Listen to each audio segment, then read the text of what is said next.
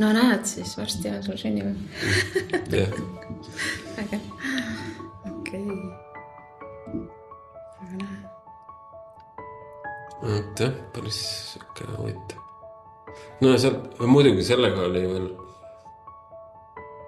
ma mäleta, kas see oli meie omavahelistel või oli see konstellatsioonil, kui sa ütlesid, et Alar, ära ehmata, sinu ümber hakkavad inimesed muutuma.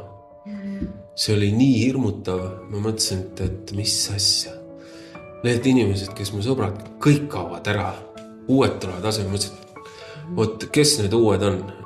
Nii ma olen nüüd hingamas ja konstellatsioonil käinud, 5-6 inimest on nagu, näod on tuttavad, keda ma 20-30 inimest kaob mu elust ära ja need 5-6 haiget hingega, kes käib teraapiast, tuleb tasemele. Niimoodi mõtlesid? Niimoodi mõtlesin, jah.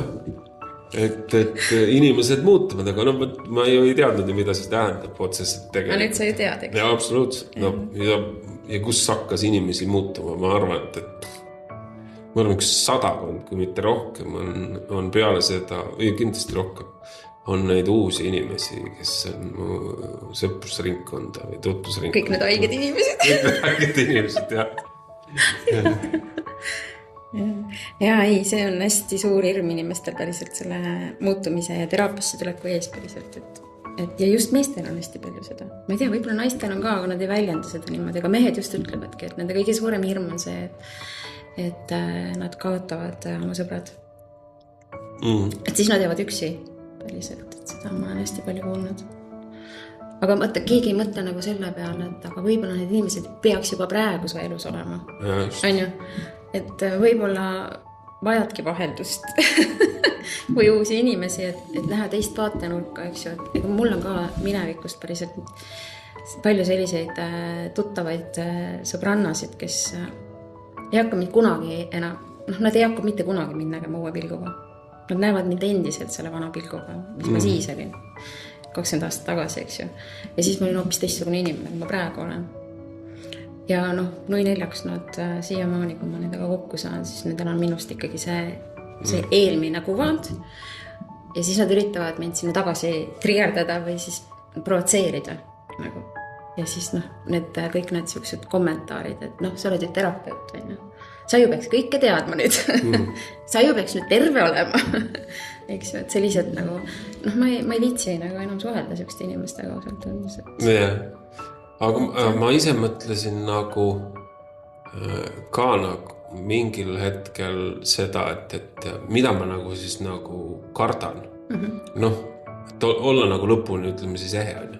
Ja mul tuleb just ka see mingitel hetkedel, et aga inimesed teavad, kes ma olin nagu 5 aastat tagasi ka, et kui ma just see, nagu sa rääkisid, et kui ma nüüd nagu nii-öelda võtan ise ennast vastu ja täielikult, et siis et hakkab mingid vanad tuttavad, kuule tead. Ma mäletan küll, kui seal tegid seda ja nüüd oled siis valgustatud või? Et mingid siuksed, eks mingid siuksed hirmud olid mul ka. Õnneks muidugi, kui ma nendes teraapiates hakkasin käima, aga kõige suuremad skeptikud, kes minu suhtes olid, ma mäletan, mu kadunud onupoeg ütles, et kuule, et see jutt, mis sa räägid, et ära sa teiste kuuldes küll räägi. Et kuule, et sa nagu, inimesed hakkavad sust imelikult mõtlema, ma siis tead, las mõtlevad. Head teed minna, et inimesed ei ole maailmast otsa saanud, et kes mind ei aksepteeri, head teed minna.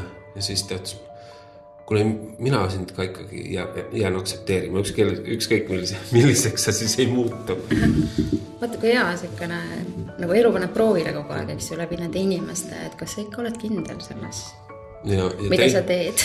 Ja teine sõber oli see, et ütles, et kuule tead, mul on üks sõber siukene olnud, kes rääkis sarnast juttu, nagu sina räägid. Et kurat, sa oled nii hea sõber, ma ei tahaks just ilma jääda, aga ma tunnen, et ühel hetkel sa võid nagu ära keerata täitsa. See sõber keeras ära. Kas see sõber? Et see keeras nagu ära, jah. Jah, ma arvan, et minu endisest tutvusringkonnas arvavad nemad ka, et ma olen ära keeranud. ja et ma olen sekti liige. No eks mingis mõttes on õigus. Ja usukuulutaja, usuhull ja mis iganes sealt võib tulla, ma arvan, aga mul on ka suht nagu juba suva sellest ausalt öeldes. Et see väga mind enam ei murjenda. Tegelikult ju ei peakski see, kes ma nagu ikkagi, jah, eks see kuskilt alateadvusest tuleb ikka see mingitel hetkel, aga lõppkokkuvõttes, kurat, kas ma tahan ennast ümbritseda nende inimestega, kellele ma meeldin sellisel, nagu ma olen, või ma tahan ennast ümbritseda nende inimestega, kellele ma ei meeldi sellisena, nagu ma tegelikult olen. Et ma pean nagu mingit rolli mängima või mingit maski kandma. No nemad tahavad, et sa oleksid nende jaoks mugav. Et kui sa juba natukene tead rohkem kui nemad, see on minu enda arvamus, ma arvan, et siis sa oled nende jaoks ebamugav, sellepärast, et